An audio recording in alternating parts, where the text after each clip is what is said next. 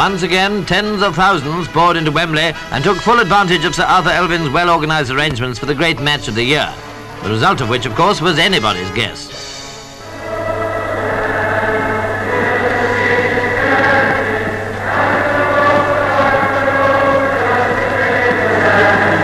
The Tynesiders, as usual, were in good voice, and there must have been many in the crowd, whichever side they supported, whose memories went back to that other Arsenal-Newcastle clash of 1932. That Wembley Cup final was attended by King George V, and it provided an incident that's been a point of discussion ever since. Arsenal were one up, then Newcastle's Jimmy Richardson chased the ball right up to the Arsenal line, but did the ball cross it? Movietone's exclusive film, which was, of course, later reproduced in the press, gave a clear and definite answer to the question. Play continued, and centre-forward Jimmy Allen equalised for Newcastle and later scored again to win the match. And now, in 1952, Arsenal and Newcastle United were meeting. For the Prime Minister, who came onto the field to meet the teams, this occasion was a novel experience, and that must be a rare pleasure for such an experienced man as Winston Churchill.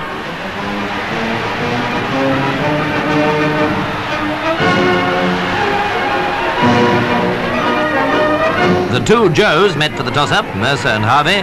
Mercer won it for Arsenal. Jackie Milburn kicked off for Newcastle, and 100,000 voices got going as well as the players. The Gunners were soon in possession, and as if to show that injuries meant nothing to them, went away strongly.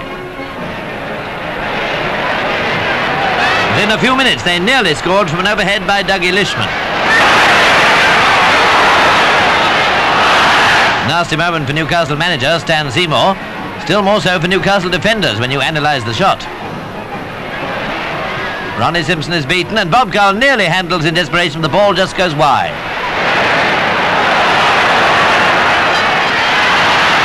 Still, it's only goals that count, and the Tynesiders now started foraging for goals. Jackie Milburn led the attack, but Joe Mercer, number 6, was always on the spot.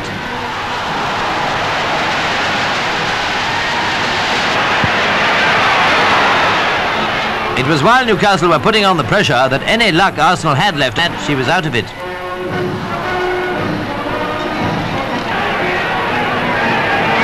Newcastle continued to drive ahead against the Gunners' team of 10 men, and soon George Swindon was being put through it.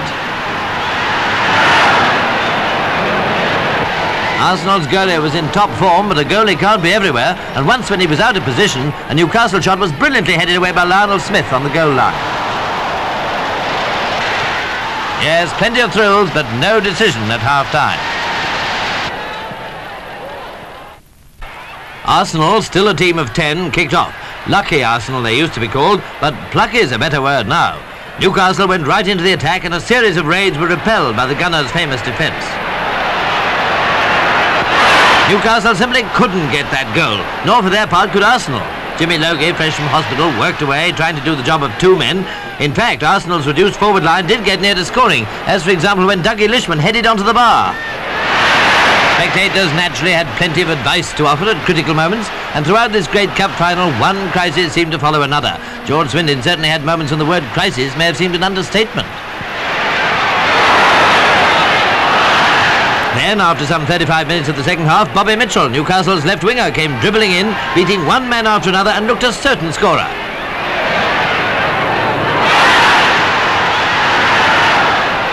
But no, he lost his chance.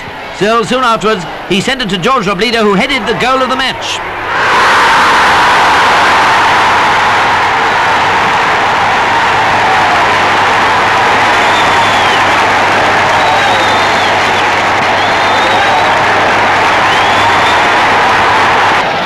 In the few minutes left, Alec Forbes and Fred McMichael collided, but then they parted the best of friends. A free kick followed, but no Arsenal goal, and Wembley certainly did look like a field of battle with but few survivors. It was the end, and that's obviously what he thinks too. Yes, the battle was over. Now, with the men he'd led so gallantly, Joe Mercer congratulated the victors. Joe Harvey and his team had done what no team had accomplished this century. They'd won the cup 2 years running. Mr. Churchill was there to present the cup, and he presented it. And Movietone managed to get a word from the triumphant skipper.